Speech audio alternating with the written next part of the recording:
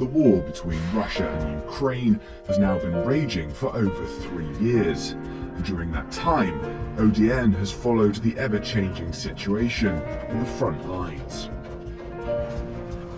Since the conflict began, both sides have made use of foreign fighters, mercenaries, and irregular units.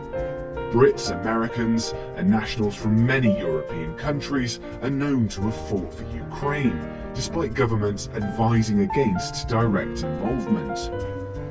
Meanwhile, Russia has made use of Chechen fighters and the once powerful Wagner Group, but now appears to be seeking help from further afield.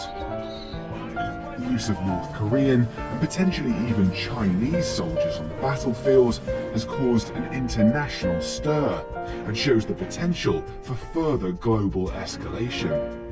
Here, we're taking a look back at our videos covering these groups that sit outside the mainstream Ukrainian and Russian militaries, and what impact they've actually had on the course of the war, starting back in March 2022.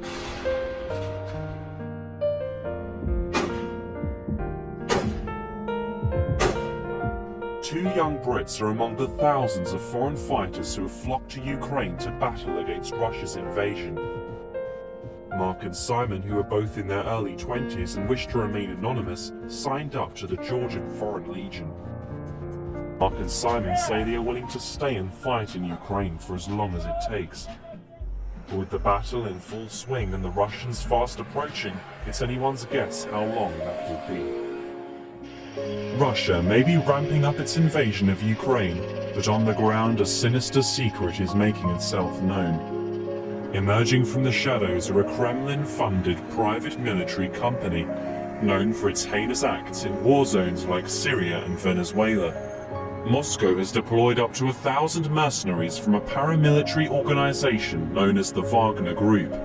The group's experienced fighters have been ever present in Ukraine since the annexation of Crimea in 2014, aiding separatist forces in Donetsk and Luhansk.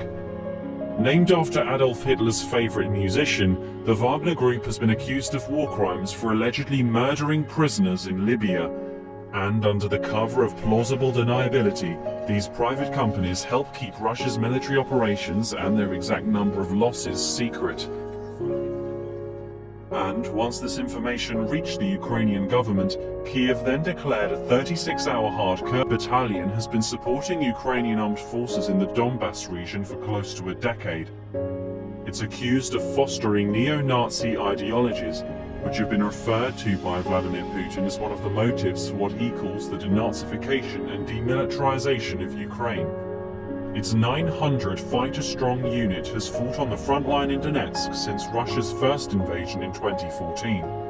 The UN has accused the regiment of violating humanitarian law by embedding weapons and forces in civilian buildings, displacing residents and looting their properties in 2016. It's claimed the Azov battalion has attracted fighters, and flooding in from far and wide are also volunteers for Ukraine's International Legion, where 20,000 fighters from 52 countries are helping to defend Ukraine from Russia's military advances. These include thousands of troops from former Soviet countries, fearing their nation could be next if Ukraine falls.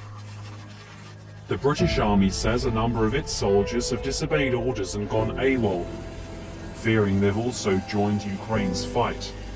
The army says it's strongly encouraging its missing troops repelled exclusively by Ukrainian troops. It's a worldwide military effort to attack and defend Europe's largest country.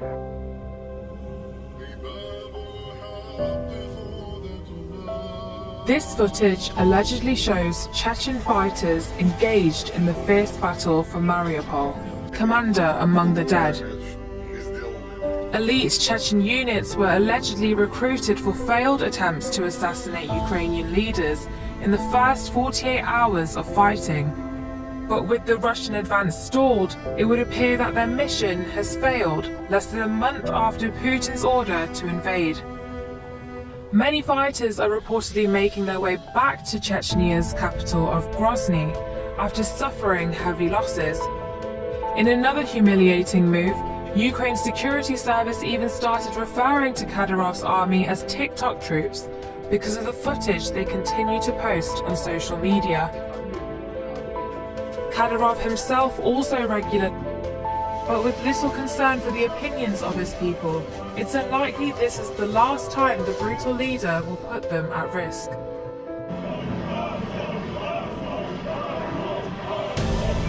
Patriots or neo-Nazis? It's a question that offers a different answer every time it's asked.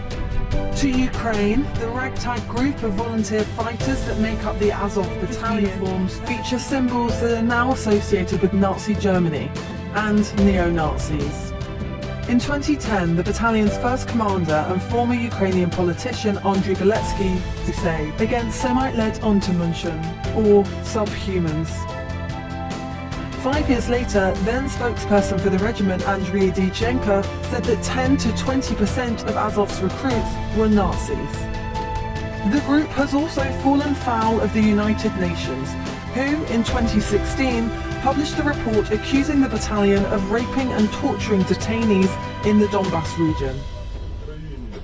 Recent footage from the conflict shows Azov fighters coating their bullets in pig fat, allegedly to be used against Chechen Muslims fighting on Russia's side. In the video, a man addresses the Chechen fighters. Dear Muslim brothers, in our country you will not go to heaven. You will not be allowed into heaven. Go home, please. Here you will encounter trouble. Thank you for your attention. Goodbye. Дякую за увагу. До побачення. Facebook banned Azov from its platform in 2019, but the decision was reversed the day Russia launched its invasion. Despite its links to far-right groups, the unit received backing from Ukraine's interior minister in 2014, as the government had recognized that its own military was too weak to fend off pro-Russian separatists alone. It played a key role in recapturing Mariupol in June 2014, and since its integration into Ukraine's official military, the regiment has become more mainstream. The unit was heavily involved in training civilians in the run-up to Russia's invasion, and in recent weeks the battalion has been the main fighting force in the besieged cities of Mariupol and Kharkiv. The Azov battalion leaders understand that they have a neo-Nazi image problem. Leaders have denied the association between maybe this volunteer regiment that is responsible for holding off the Russian invaders.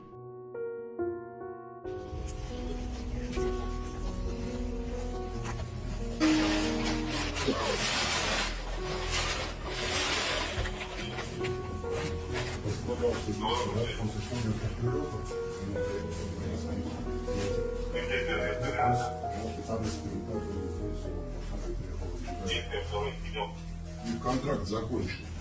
Поеду домой.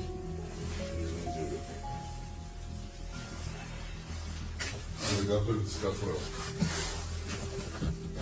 Это домой. В Новый год все работают.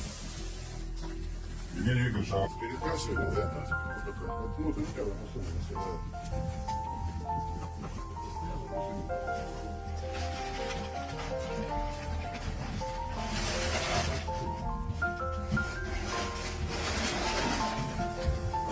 Ну что, парни, счастливо, с Новым годом, да? Какие? Большая часть России сейчас действительно пьет шампанское, ест салаты. Ради этого все, в принципе, здесь так и происходит, что 90...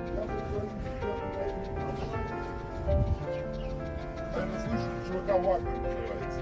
Трое заключенные, которые воевали со мной, это было 1 июня, штурм Угледарской ТЭЦ, 40 человек из Питера, строгий режим, рецидив.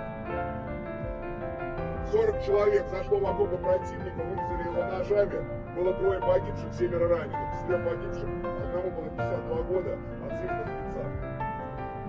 Погиб геройски.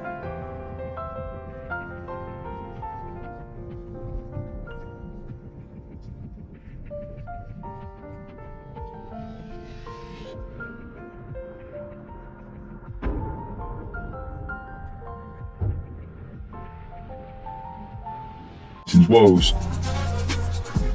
Ukraine's recent gains on the battlefield, marking their first substantial progress in 7 months, the focus now shifts to breaking through Russia's meticulously prepared defence lines, fortified over the last few months.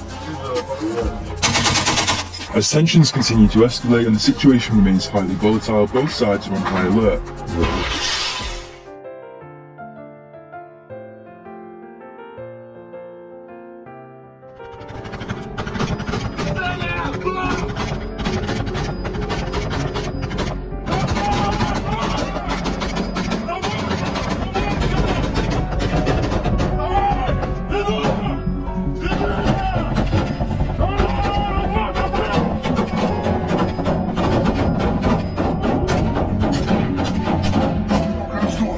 Машина взорвалась на этом самом градом, и опять обстреляли.